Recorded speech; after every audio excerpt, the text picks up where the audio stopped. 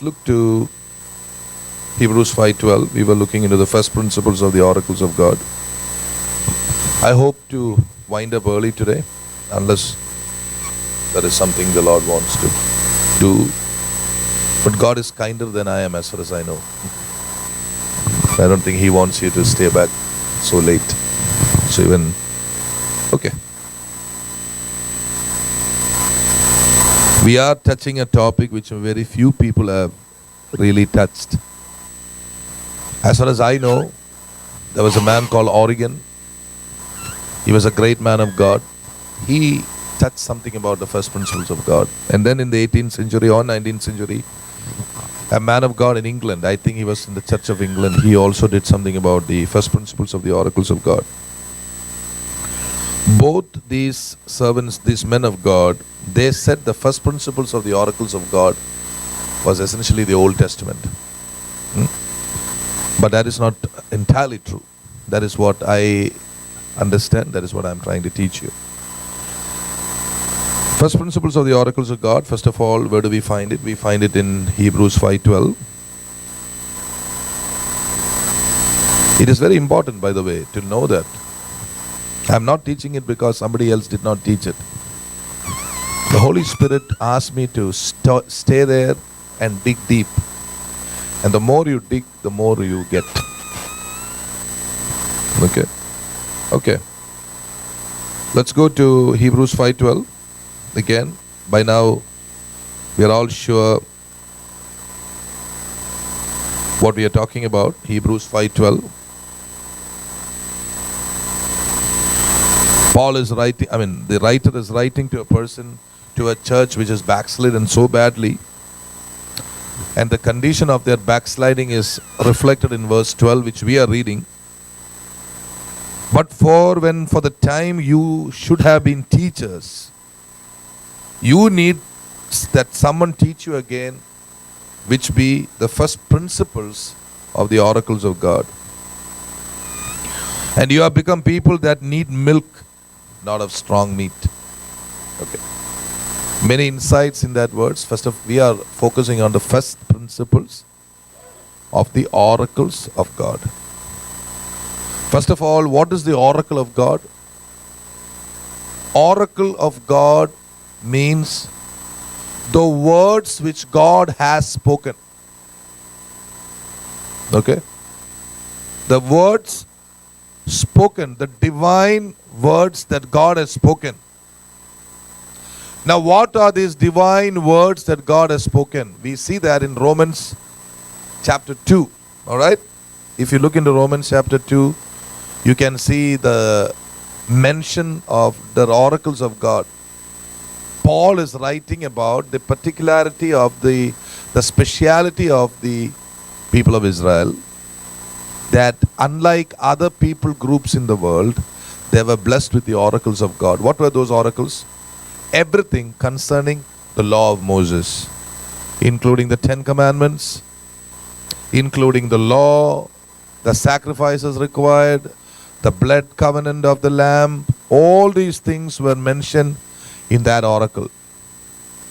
And these oracles were characterized by the fact that they were all written down and given to these people, the Jewish people.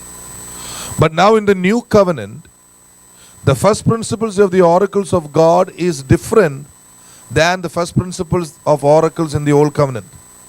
Okay? So these oracles are, when you talk about oracles all over the world, people say oracles are given, that is which is given to Moses and the children of Israel by Almighty God. But God is giving me a revelation which I want you to pray. I want you to receive yourself. My job is to preach out the revelation. Your job is to get the confirmation from God. My revelation is my revelation. Hallelujah. You have to understand it. You have to understand its implications in prayer. And you have to use it. When God is revealing a subject in the church, it means it has profound impact on your growth. God wants His church to grow. Therefore, it is your responsibility, servants of the saints of God, to meditate on this, use it, grow. Alright? If you need help, you can ask me. But baby feeding, spoon feeding is only for new believers. It is not for believers who are, there are no baby believers here. Everybody is mature. Everybody is moving on to maturity. Okay. So now this writer to Hebrews is saying, you should have been teachers by now. But you have so much backslidden into a situation where somebody has to teach you. And how is that teaching? Number one, let's study the words in this thing. For some of you, I'm going to speak a little bit in Malayalam. I know, though you understand English, that fullness will come only through Malayalam. I know some of you. Okay, all of you understand English. Praise the Lord for you. Okay. So with the permission of all of you, okay, for the time you ought to be teachers. That means, number one, God expects people to grow. When you grow, you should be able to teach other people. By the way, the word teach is not our high school teaching or middle school teaching or college teaching that we know in the world. That word is not the word here. You should be able to impart the truth of God, the power of God, the presence of God to other people. High school പഠിപ്പിക്കുന്നവരിരുന്ന് പഠിപ്പിക്കണമെന്നല്ല പറഞ്ഞേ, മറ്റുള്ളവർക്ക് പകർന്നു കൊടുക്കാൻ ഇടയാകണമെന്നാണ് പറഞ്ഞത്. Amen. Hallelujah. Okay, I'm underlining these things so that the understanding will become perfect. We are not talking here about teaching. We are talking here about impartation. By now, you should have been in a position to impart other believers. The Hebrew church, which is now about 15 years or 20 years old, received their first impartation on the day of Pentecost. This is the same people who received the Holy Spirit impartation. When the Holy Spirit came upon them, there was an unction of the Holy Spirit, and they began to receive the words of the Lord Jesus Christ in their mouth. Tonight, it is my desire to prove to you that it is the Lord Jesus Christ's words itself that were put in the mouth of the apostles on the day of Pentecost. And these Hebrew people, they had received all these things, but somewhere along the way they forgot it because they backslid. Amen. So we must understand, God expects us all to be imparters. It is not for one person, it is for all of you. You go and speak to somebody, it is not just your empty words. A handshake can impart the presence of God to other people, the power of God to other people. A look can impart the power of God. Your very personality and your being must be full of the Holy Spirit, so that when you speak to somebody, they should be full of the Holy Spirit. They should be alive. Amen. You remember Elisha, he had to raise somebody. What did he do? He got onto that boy and lay prostrate onto that boy, and he gave him what we call today as mouth to mouth. What do you call that in your medical term? Yeah, CPR. And the boy came alive. It was a heavenly CPR, holy CPR, Holy Spirit CPR. And I tell you, God wants you to do that. How do we do holy CPR? When you go in front of denominations, dead churches, raise your hands and speak life into them. Speak life. Wherever you came from, speak life. Okay. So when you look into this verse, number one, teachers means those who can impart, not just teachers, not our primary school teaching, but not just keeping on preaching to other people, but impartation. Hallelujah. Two, we came to the first principles of the oracles of God. Now, what were the first principles of the oracles of God? I know the oracles of God are in the Old Testament, the Old Covenant of Moses. In the New Testament, it is the Word of Christ. Amen. But what are the first principles? That is where we are digging deeper. What are the first principles? If there are first principles, there are also second principles and third principles. So if you are talking about first principles, it is about the baby step that everybody should walk. You got it, right? So what are the first principles? The best example, you can find it in the book of Acts. Again, we are going back to the book of Acts today, and we are going to learn again what is the first principles, see the first principles of the oracles of God. You'll be surprised how the first principles can turn out to be, how easy it is for you to be speaking the first principles of God. So go kindly turn with me to Acts 2. I'm going to read that for you. Verse 1 onwards. And when the day of Pentecost was fully come, they were all with one accord in one place. Suddenly there came a sound from heaven. That sound, listen to, focus on that word, that sound. As of a rushing mighty wind. There was no rushing mighty wind. The sound was like a mighty wind. Okay. And that, what filled the house? The wind or the sound? The sound filled the house, not the wind. There was no wind. They were all praying. They heard a sound like a mighty wind, right?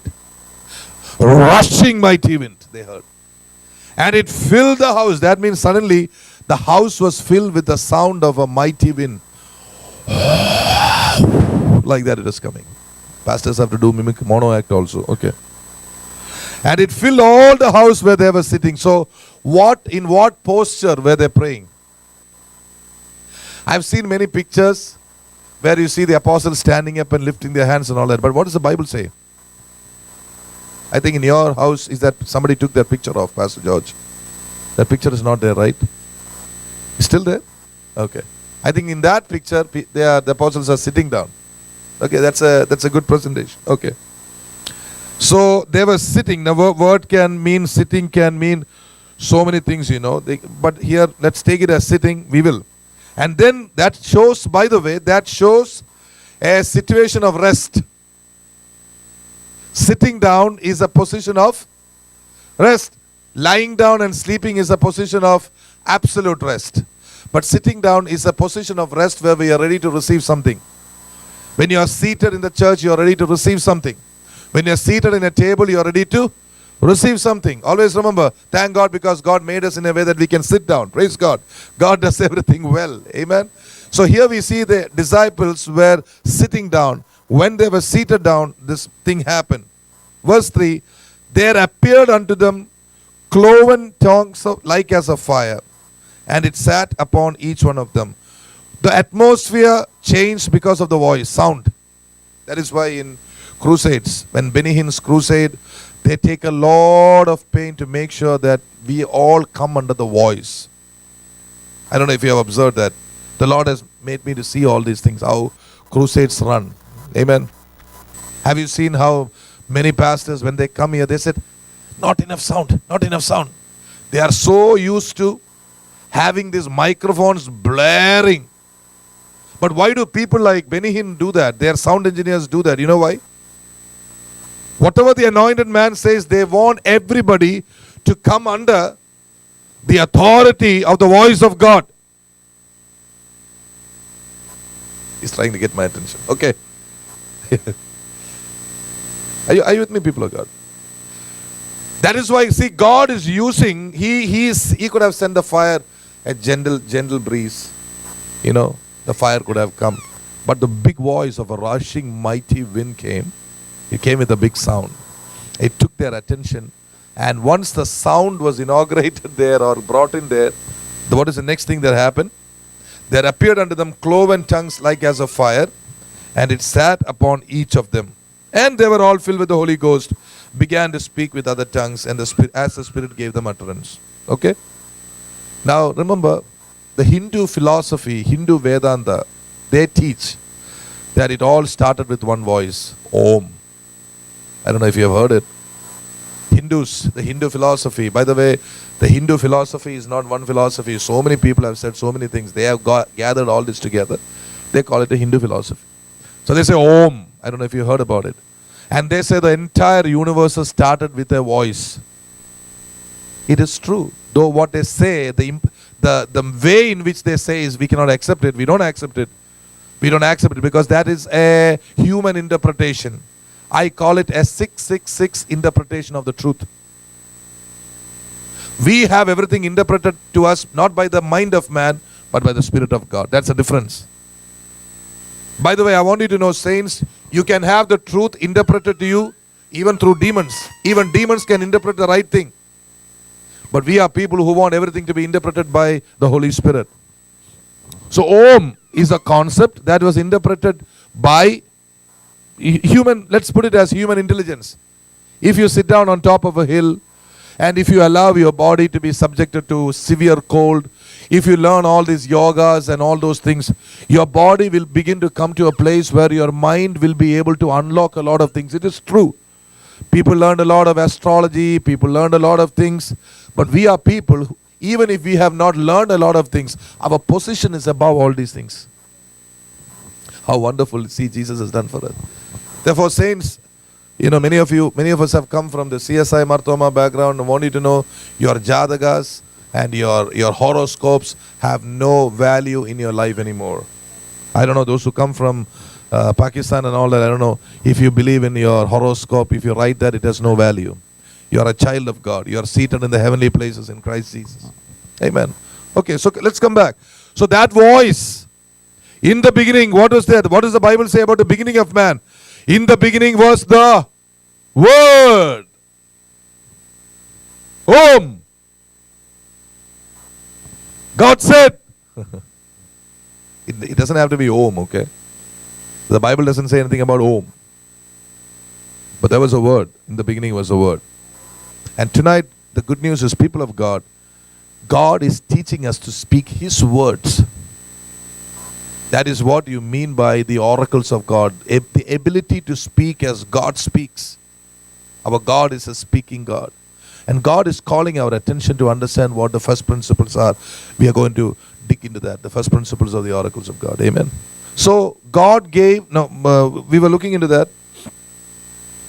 Because of this sound, the sound came. First came the sound. Then came everything else. Whatever was done at the beginning of the world, the same thing is being done, you could say, again. But this time there is a difference. There is God who has resurrected. Look at Genesis for me. Or remember Genesis 1. In the beginning God created the heavens and the earth. How did He create it? Not with His hands, but with His mouth, with His words. God said, let there be light, let there be this, let there be that, let there be this. And everything came into being. And at that time, who was on His right side? Our Lord Jesus Christ. The Word of God was on the right side. He doesn't say the right side. He was there. He was then. Then when the whole world began to go down because of sin, God sent His Word again. Isaiah 55:10. It is a prophecy about Jesus. Isaiah 55:10. What does it say? Come on, church. Isaiah 50. My word which goes out of my mouth will not come back to me without fulfilling the purpose for which it was sent. Did Jesus fulfill the plan? Yes. Okay. So whatever was destroyed by sin, the real word came and overcame sin. Overcame the plans of the devil. And truly, God inaugurated a new system into the world. That is a new covenant system. Therefore, saints, I have a humble request for you.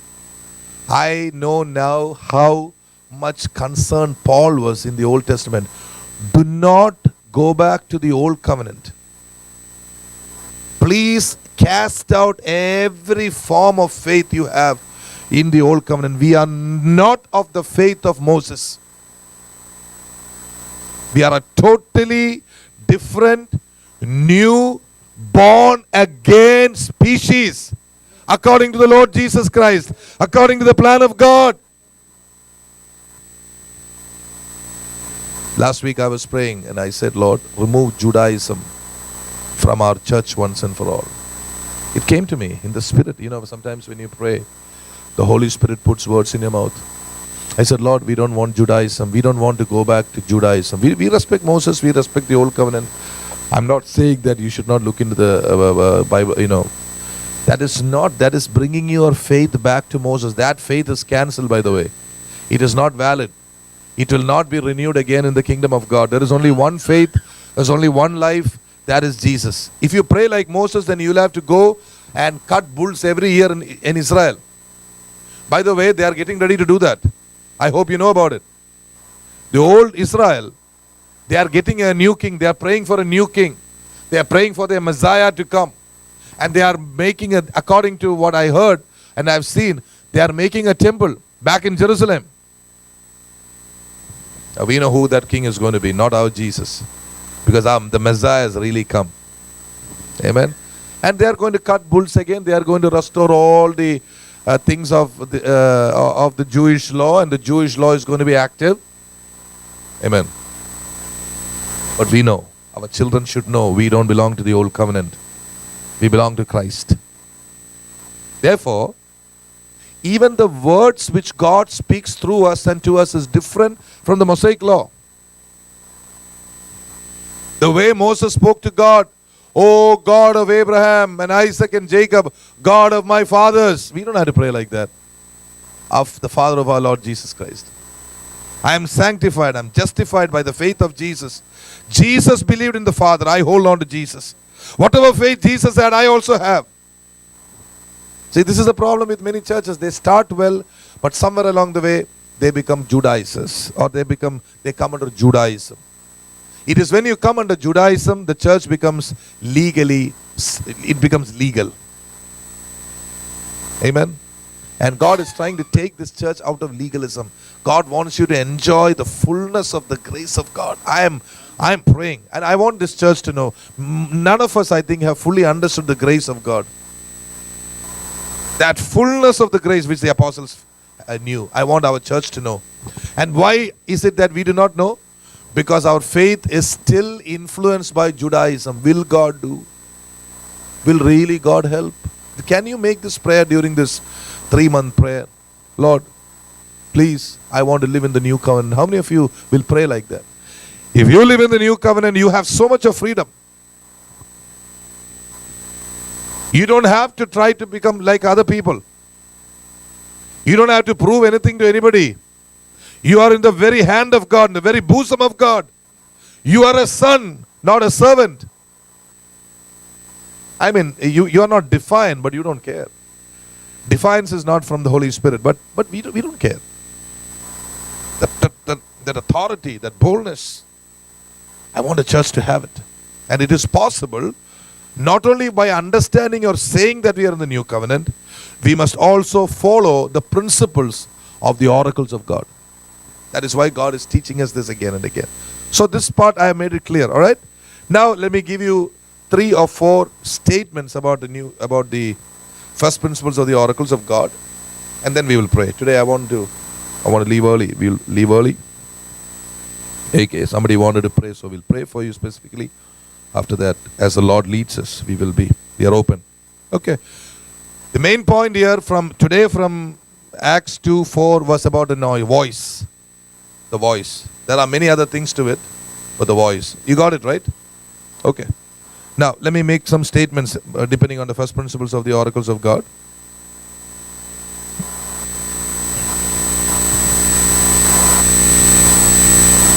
The words that the Holy Spirit manifests near our mouth and that which is in our hearts is the first principles of God. Now, I am beginning to believe the first principles of the oracles of God are personal. We are going to see what these first principles are. Are you with me, people? Are you able to go with me? Okay, what's the Malayalam of this? What's the Urdu of this? You don't know, it's okay. What's the Malayalam of this? Adevadan, okay. What are these first principles? That's what we are. Julie, you with me? Okay, this is personal. How many of you speak in tongues, in unknown languages? How many of you speak in tongues? Okay. Now, how many of you have a regular pattern of speaking in tongues? For example, it's like this, whenever you want, you can utter some words. Yeah. You can. Okay, you don't need a special impartation to speak. You don't need to be under the whole house of the church. You can speak. Okay. How many of those words are steady, aren't they? It's always the same. These are to you the first principles. When you were baptized in the Holy Spirit, what happened?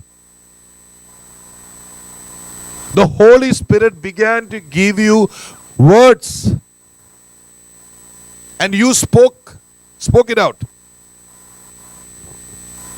Whatever words have been given to you, when you speak it out, that becomes your language. Amen. Now, Isaac, now he won't. Isaac is speaking, if he speaks Urdu, because that is the first language that he is listening. Whatever he heard, he speaks. Now, those who know the Hindu Brahmin culture, you know how they teach their children. If you know how the Jewish people teach their children, you will know how, what I mean by the first principles. You know, you speak, there's the Brahmins of India, they speak Sanskrit, the slogas, Tamasoma Jyotirgamaya, Asatoma Satgamaya, Mrityoma Amardam Gaya. And they have so many slogas. And Brahmins, they learn the same thing. Whatever they hear the Guru's teaching, they say this, they utter the same thing. That becomes their language, that becomes their thing. The Muslims, they teach their children the same way. In fact, in Malayalam, the Muslims, in places like where Pastor Thomas George and all are coming, it is known as Othuvalli. Otha means what you speak out. The main man, the mullah or their mukri or whatever their main teacher is teaching, whatever he teaches, the little ones will keep on saying the same thing, repeating what you hear. Amen? Are you with me? Yeah. Repeating what you hear. That is the beginning of speaking a language. Have you ever thought about it? If you have not, think about it today. That is why parents should be very careful to fight inside the room, not in front of the children. Amen? Because one day, two little children, they came to a counselor. The counselor asked, what is the problem? What is the problem? And the brother said, she's the one who called me darling first. And he said, no. She said, no. He called me my beloved first. So the counselor asked, what is wrong in that? Darling and beloved are all wonderful words. And then he called the parents. And the parents said, no, what happened is we decided whenever we get angry, we used to scream and shout at each other as you pig and you donkey, etc. But because the children were listening, we decided whenever we got angry, we will call each other you beloved and my darling. And and the children saw that as bad words, because speaking a darling or a beloved was not going to make any effect. What is inside was making a difference. You can call it somebody and say, you darling. And the children caught hold of that. Okay? So remember, what the children hear, that is what they speak. Now when you come into Christianity, I want you to know, in the Holy Spirit, unlike the Old Testament, in the New Testament, the Holy Spirit has given not just one word or two. He has given a set of words. We are going to prove it to you right now. I don't know about your experience, but I have had this experience when I was a baby Christian. When I would listen to the man of God, many times the Holy Spirit will be speaking to me the phrases of the man of God. It will keep on coming back to my mind. It will keep on coming back to my heart. And I will keep saying that in prayer, and it used to strengthen me. You see the first principles here. That is why for a baby church like ours, speaking the word of God and hearing the word of God has primary importance. That is why we were always praying that people will not keep on speaking against the word of God. But God has seen that and He has removed that. By the way, I have excellent news for you. In 2012, from 2012 to almost 2015 middle, I personally have been going through, some of you don't even believe that, but I've been going through, me and my family, and especially the church, have been facing a lot of witchcraft attacks. But I want you to, the Lord gave me one word in 2012. He said, you shall see, you shall hear the enemy scattered. I heard it, I'm going to see it. Never mind who it is, because some of you don't even believe that. But I knew it all along. But I want to tell you today, I am out of it. The church is out of it. We are free. But some attacks, God allows it to stay for some time to shape us up. Once we know that we are ready. And I want to tell the church, it's a promise for you. He has set a feast in the presence of your enemies. There is a time of rejoicing. Okay. Just telling you that when God gives you a word, He will fulfill it for you. Okay. How do people use witchcraft? I want to, you have not used witchcraft. I have not used witchcraft. But people use witchcraft by sending curse words. They curse you. Demonic, evil witches. There are so many witches in America. Many people say witchcraft. Yeah, in America. You don't have to go to India for witchcraft. You don't have to go to Africa for witchcraft. In America, witchcraft. How do you have witchcraft? I'll show you one one method of witchcraft, voodoo magic. Voodoo magic is, for example, if you want to destroy Pastor Nainan, if you think you take a figure of this guy, cut it up, make a wooden shape of this guy, then you place him somewhere, place his wooden thing somewhere, and begin to point needles, stick needles into this man's figure. I declare a disease on this man. Demons begin to activate disease in the man if he is not under the covering of Almighty God. But how wonderful it is that God told us we are under the covering of Almighty God. Amen. Sometimes God allows us to see battle to tell you how much God has kept you. I have told you my testimony how twice God has saved me from death near accidents in Philadelphia, in nearby places only. Showing me time and again, it is not your merit, son. I am protecting you. I am taking care of you. So even the demons and the demonic people use words to curse, to destroy. Where did they get that from? They got it from the wisdom of God. Amen. So speaking the words of the Holy Spirit is number one, what God wants you to have, and the beginning is to be baptized in the Holy Spirit. When you are baptized in the Holy Spirit, what happens? When you are baptized in the Holy Spirit, everybody knows you will ultimately begin to prophesy. And the baby talk is speaking the good things of God, the big things of God, which you see in Acts 2:1. Now what is the first principle? The first principle is repeating what you hear the Holy Spirit putting in your mouth or your in tongue. Oh, so got it. Can you lift your hands and praise God? Speaking what God is speaking to you. It can be in your mind, it can be in your heart, it can be in your tongue. Speaking that out is the first principle, and you have your own first principle. You don't have to imitate me, I don't have to imitate you. Only thing we have to pray, Lord, baptize me in the Holy Spirit with power.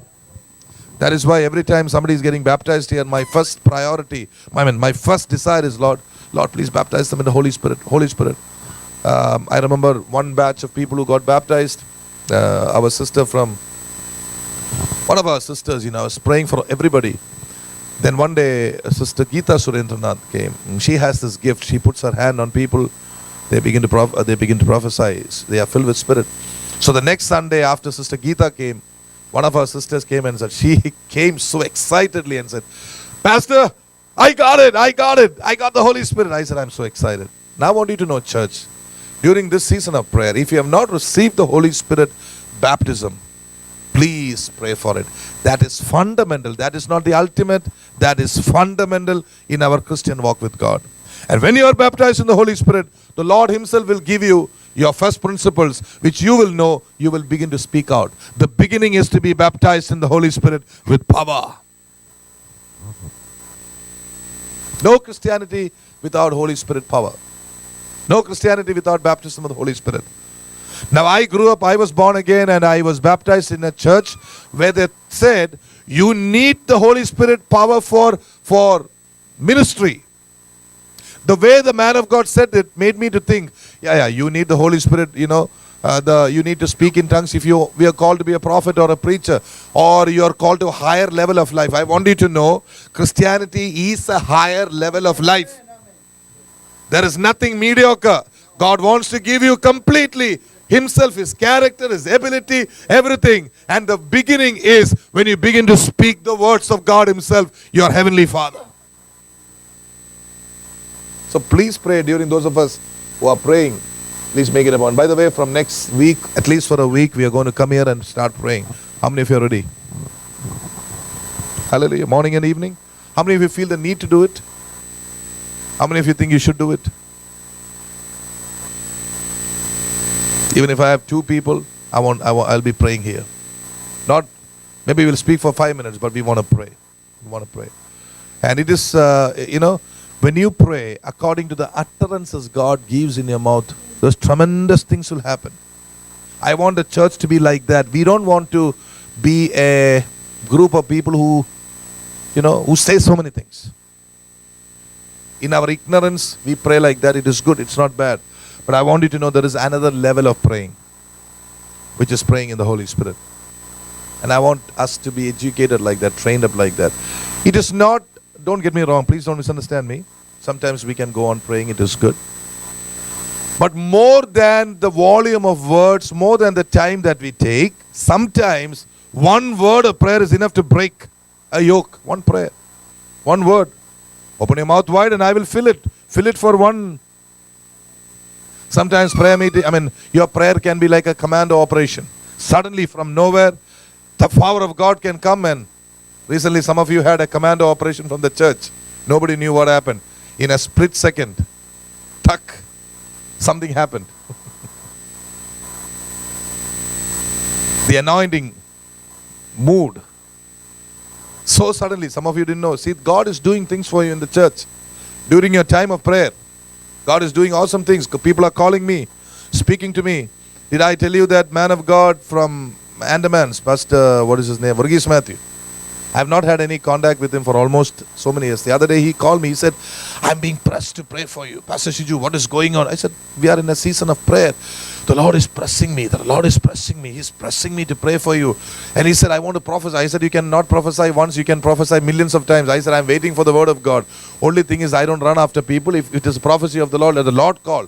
And he called me and he prophesied. He said, Pastor, this is going to happen. I said, praise the Lord. That is what we are praying for. He said, God is going to use everybody in your church, not only you. He's going to lift you up. I said, yeah, we are praying for that. I said, from the day I started ministry in Philadelphia, I've been praying, Lord, use us corporately, not as one person. Because we have no selfish interest. We don't want one person to be exalted and everybody. That is old. That is a superstar syndrome in Christianity. We are not for that. We want a group of people, a body, to stand up and worship the Lord and minister. It's going to happen. It's going to happen. Amen. Hallelujah. So people of God, when being baptized in the Holy Spirit is primary. It is the foundation. It is the basic. If you not Bible knowledge. Bible knowledge is good. But more than that, the Holy Spirit can teach you. The Holy Spirit can teach you. How many of you know that the Holy Spirit is a teacher? If you have never acknowledged Him, please acknowledge and say, Lord, you are my teacher. Sister Jessie she's not exercising that gift anymore. I don't know why. But now that she's got a daughter-in-law, she can start exercising it. In her early days when she used to come, I remember, she would pray and she would get some word from somewhere in the Bible. And that used to bless. I don't know what's happening. In Jesus' name, let it come alive. Somebody shout an amen. When God gives you gifts, I remember all these things. I don't forget all these things. You know why? Because every gift that God gives to you is for common good. It is for the building of the church.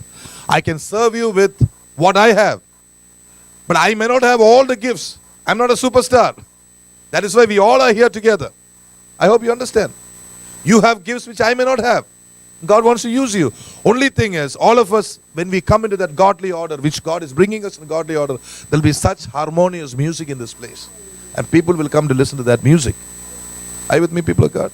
Okay, here are some statements I'm quickly making. Number one, about the first principles. I told you we must be baptized in the Holy Spirit. I have mentioned this during my study with the Lord. I have mentioned this. God expects us to speak like Him. Okay? When we speak like Him, what happens? Who do we become like? We become like Him. Alright? Now, the Holy Spirit, when He gives you a word, those words become sentences. Now, those of you speak in unknown tongues. How many of you speak in unknown tongues? Okay. When you speak in unknown tongues, you may get a word first, a letter first, and probably one or two words. But eventually, if you are faithful to listen to the word of God, listen to the Holy Spirit, keep on speaking, it becomes sentences, and these sentences become utterances. Hallelujah. By the way, utterances and oracles are the same. Utterances and oracles are the same. I hope you understand that. Okay. When you speak, how do you speak in English language? You speak in the language of English by first of all knowing one letter, A to Z. A to Z has 26. We know that. 26 letters. Then somebody teaches us that C-A-T, cat, M-A-T, mat, R-A-T, rat. Somebody teaches us like that.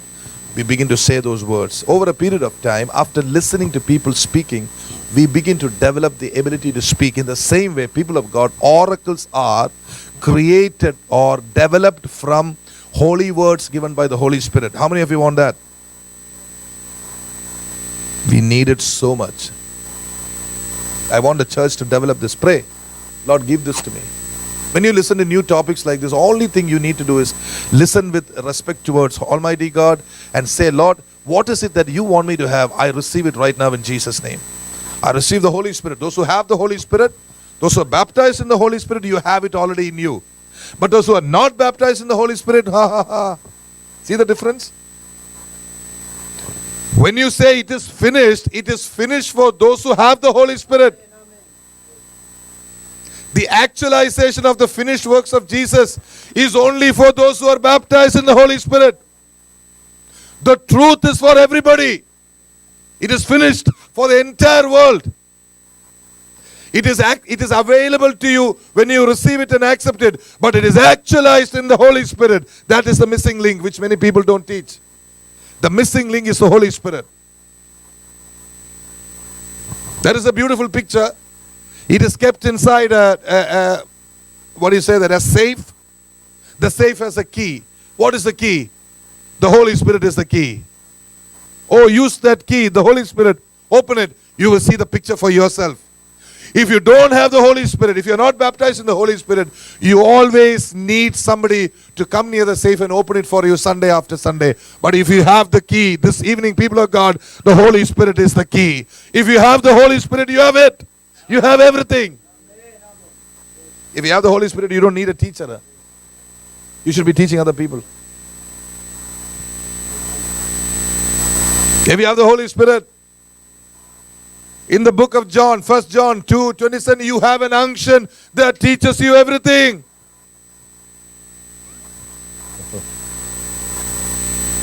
If you have the Holy Spirit, you have everything.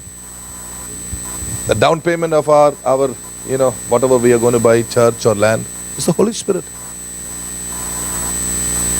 If you have the Holy Spirit, you have everything. Did you get that? When you have the Holy Spirit, He will put words in your mouth which develops into oracles, utterances. It can be in the language, divine language. It can also be in your language, whatever language you speak. Those also can be utterances. How many of you heard your own language utterances? Okay, here is an example. When, I don't want to keep on mentioning names, but let me give you an example. You must have seen Pastor Ebenezer ministering. I recently put up a YouTube presentation of Pastor Ebenezer preaching somewhere. He was preaching only for 10 minutes. Some function of ours he was preaching. Okay. I want you to know all those words were really a flow and utterance. The Holy Spirit started with him, and when the Holy Spirit stopped, he also stopped. You could not take your ears off him. It was the Holy Spirit speaking through him throughout. Have you heard anything like that? I have had experiences like that many times.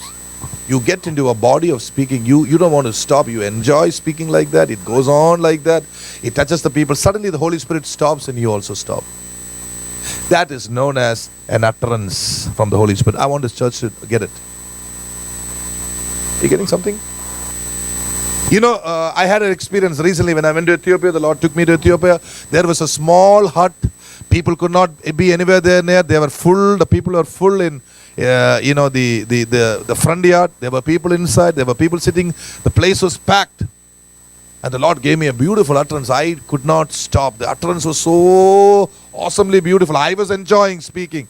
Not every one of them understood English. Some of them I was being translated into Aramaic. What is their language? I forgot their Ethiopian. Amharic.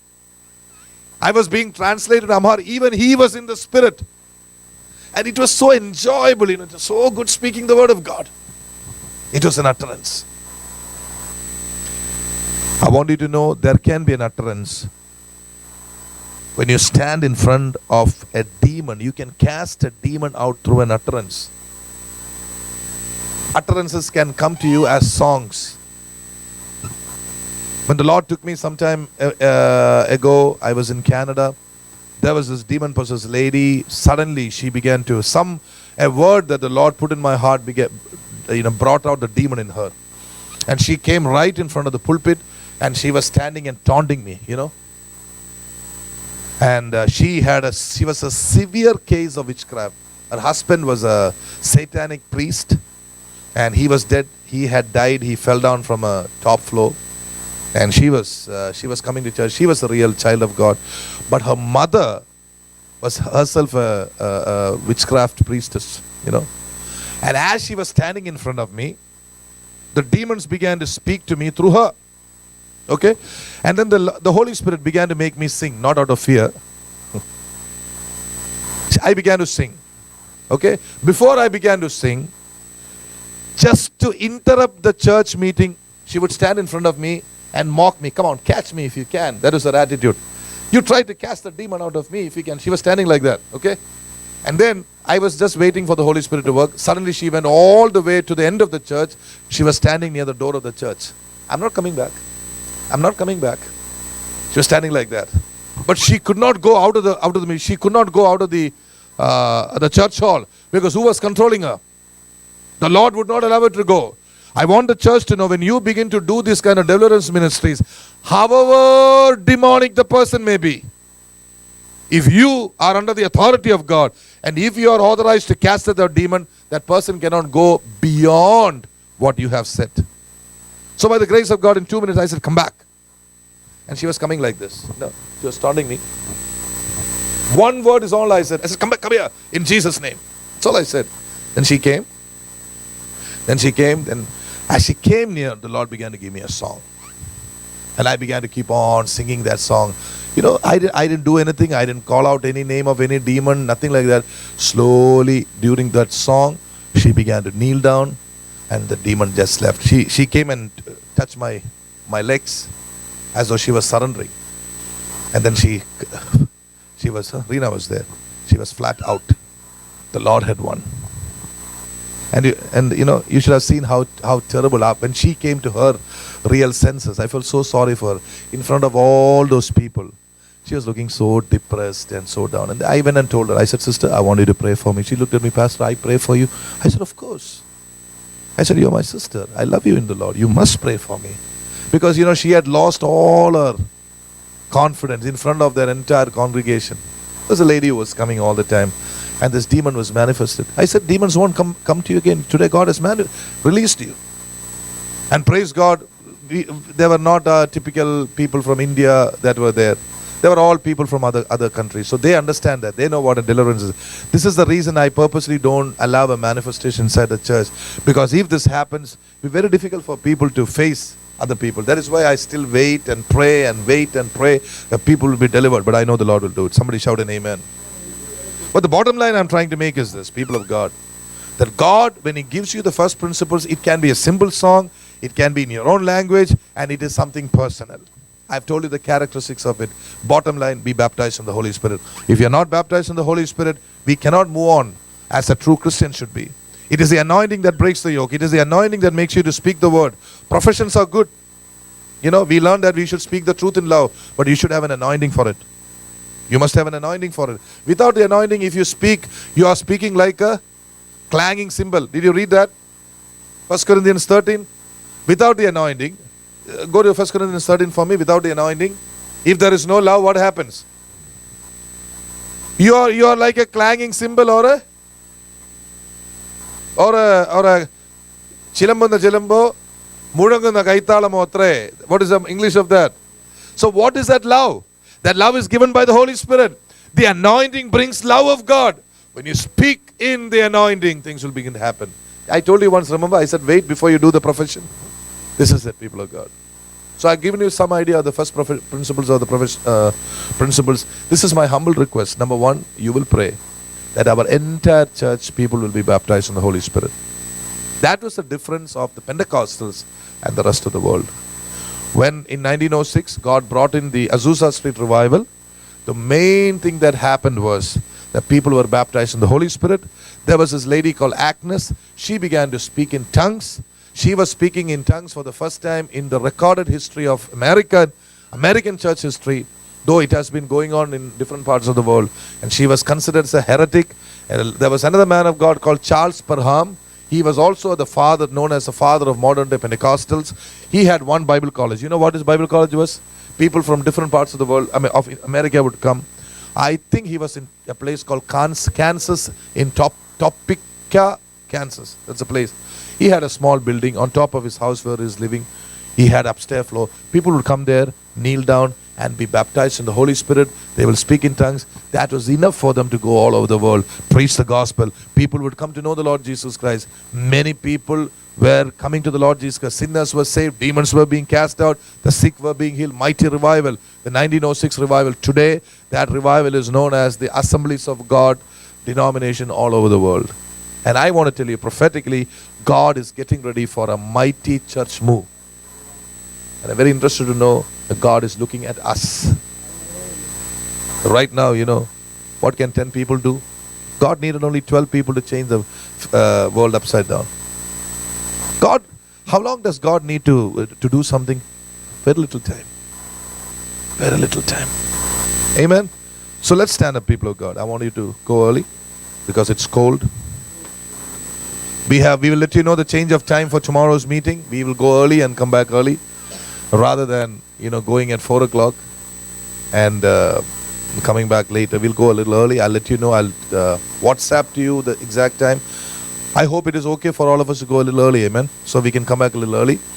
I spoke to our sister and she said she has prepared all the food and I didn't want to call it off at the last minute. So let's pray right now. If you are not baptized in the Holy Spirit, why don't we start praying? Say, Lord, baptize me in the Holy Spirit. I need the Holy Spirit.